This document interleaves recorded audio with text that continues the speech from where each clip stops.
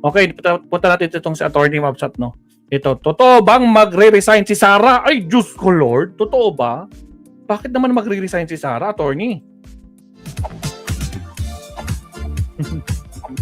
Gusto niya iligtas yung sarili niya, ganun ba? Pwede mo rin ibahin yung color. Again, sa mga bagong pasok dyan, huwag kalimutang mag-like and subscribe, mga kakapsat. Pasok, Attorney. Balian at kasinungalingan, kakampi Magre-resign daw si Sara. at kabutihan. Totoo ba? Bakit na giging mainit na issue? Ano kasi mga kabunyog eh. Yung mga bank records ni Sara, grabe ang magiging epekto nun sa kanya eh at sa kanyang pamilya. Sorry, nakamute ako. Alam naman natin na nag-decide na ang impeachment court, inilabas na ng presiding officer, si Senador Chis Escudero. Nilabas niya na yung desisyon na pinayagan yung pagsubpina sa mga bank records, AMLAC records, BIR tax records ni Sara Duterte at ni Mans Carpio. Ay ibig sabihin nito, talagang mahuhubaran si Sara. Mahuhubaran si Sara sa publiko. Yung mga deposito sa bangko, yung mga lumabas, pumasok na mga transactions at pinayagan ng impeachment court, pinayagan mula 2007. Patay. Mula 2007. Kaya naman pala gigil. Ano pa lang siya niyan? Vice Mayor yata siya ng Davao City. So ibig sabihin, makikita talaga ng publiko ilan ba yung net worth? Ano ba yung mga ari-arian ni Sara Duterte? Gaano ba kalaki ang kanyang pera? Ari-arian, deposito sa bangko at ng kanyang asawang si Mans Carpio mula noong 2007 hanggang ngayon. So pag nakita ng taong bayan yan, grabe pala. Saan naman siya kukuha ng ganung pera? Ang trabaho lang naman ng mga Duterte ay gobyerno. Tapos ganun kalaki, bilyon-bilyon ng pera mo. Talagang mahuhubaran talaga yan mga kabunyog, mga kababayan. So, ang isang posibleng gawin yan na pinag-uusapan na, baka hindi nahintayin ni Sara na dumating pa na mailabas yung kanyang mga deposito sa bangko. Kasi hinaharangan talaga yan ng kanilang ng kanyang mga abogado, yung defense team niya, pero hindi. Nag-decide na ang presiding judge, si Chis Escudero, pinagbigyan ang motion ng prosecution. Kaya anong gagawin niya? Hahayaan niya ba na ipresenta sa publiko ang kanyang mga yaman? Makikita ng publiko gaano nga talaga kalaki ang kanyang mga deposito sa bangko? Ano-ano ba ang kanyang mga assets, ari-arian? Ang sunod na tanong diyan, saan galing ang mga ito? Alangan namang biglang lumubo yung kanyang yaman. Wala naman sila yung ama niyang si Digong, politiko naman yan. Mula pa nung panahon ni Cory Aquino, vice mayor na yan. Hanggang maging presidente. Kung legal lang naman ang source ng pagiging presidente lang o ni Digong at pagiging mayor ni Sara Duterte, kahit vice president, hindi ka makakatipon ng bilyon-bilyong peso. Agree. Ngayon yung asawa niya, may ano bang transaksyon ng kanyang asawang si Mans Carpio para umabot ng ganun kalaki ang mga pera? Kasi yung nakita pa lang natin sa SALN pa, sa ano pa lang ito yung AMLAC pa lang, Anti-Money Laundering Council, 6.7 billion. Mas malaki daw yung mga nasa transaksyon sa bangko.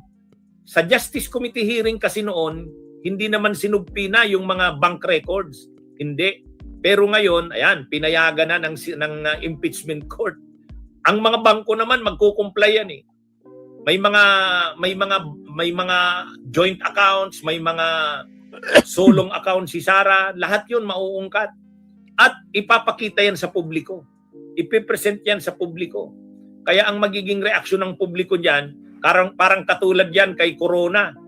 Di ba si dating Chief Justice Corona noon, nung nabuksan yung mga ilang milyon na deposito sa bangko ni ni dating Chief Justice Corona, kahit ang taong bayan, ano ba yan? Chief Justice ka tapos ganyan karami ang pera mo? Paano ka naman nakakuha ng ganyan karaming pera? Yun, ano na talaga yun? Naspak. Nasira na doon si Corona. Hindi niya may paliwanag eh. Nung panahon, si dating Ombudsman Mercedes Gutierrez na impeach din. Pero nung magsisimula na yung trial, wala na, nag-resign na lang siya. Bakit? Alam niyang ilalabas yung mga deposito sa bangko, lahat yun. Si dating COMELEC chairman, Andy Bautista, ganun din, na-impeach din.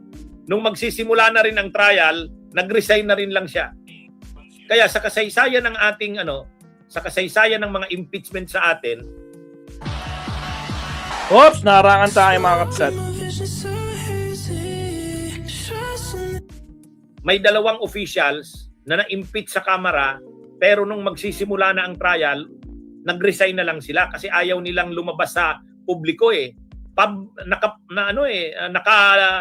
Nakalabas sa publiko yan, yung mga mga pag pinakita yung mga bank transactions, pag pinakita yung mga assets, ari-arian, nakabukas yan sa publiko. O ngayon, anong gagawin ni Sara? Hahayaan niya ba na hubaran siya sa publiko? Kaya, ito mga kabunyog, isa sa mga kumakalat ngayon, nung hindi napigilan ang impeachment court, kasi pipigilan sana nila na wag pumayag ang impeachment court eh. Kaya lang, nag-decide na ang impeachment court. By decision na. Kailan ba bubuksan ang bank accounts ni Sara? Doon yan sa unexplained wealth eh. Pang-apat yan. Panghuli na yan. Panghuli na. Kasi simula mamaya o baka next week, first article na ng article of impeachment, yung confidential funds. Pagkatapos ng confidential funds, bribery. Pagkatapos ng bribery, yung unexplained wealth. Doon sa unexplained wealth, doon na ngayon papasok yung mga bank accounts na yan.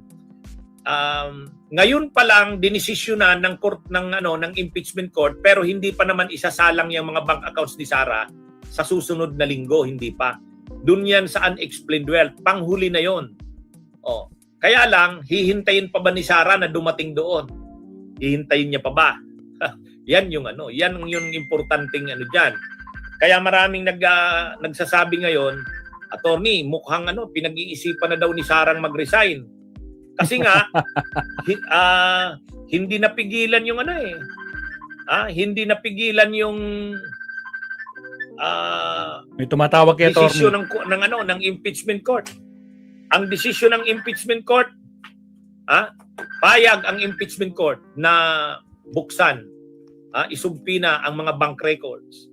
Kaya malaking problema ni Sara. Hahayaan niya ba yan? Lumipad na nga, attorney. Lumipad na. Hahayaan niya ba yan, mga kabunyog, mga kababayan? Diyos ko po, Or Rudy. mag-resign na lang siya, parang katulad ng ginawa ni Mercedes Gutierrez, ombudsman niya noon, nag-resign na lang. Ganon din si Andy Bautista. Kaya lang si Andy Bautista tumakas papunta ng nagtago na si Andy Bautista eh. Yung mga kaso niya kasi sa Smartmatic. Bunyog, halikan na Grabe naman yan, mabsat mo. Grabe. Magre-resign kaya siya? Sa tingin niyo, magre-resign siya? Lako po. Mga kabsat, Diyos ko Lord Rudy. O siya, mag-second to the last topic tayo, mabsat. No? Tungkol pa rin kay Mima. Balik tayo sa main topic. Merong sinasabi si Sir Bad. Countdown muna tayo. Here we go. Countdown muna tayo.